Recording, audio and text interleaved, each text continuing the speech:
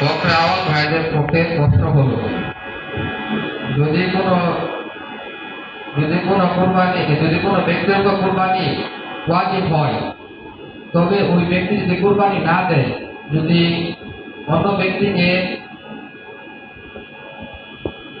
দান সদকা করে দেয়, তাহলে কি তার কুরবানি জায়েজ হবে?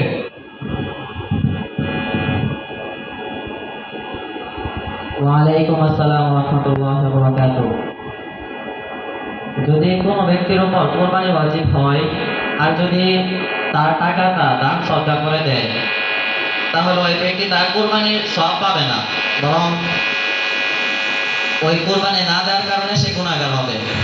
তো এখানে মাসালা হচ্ছে কোরবানি দেওয়াটাই ভালো, আর কোরবানির বদলে সদকা দেওয়াটা ভালো না।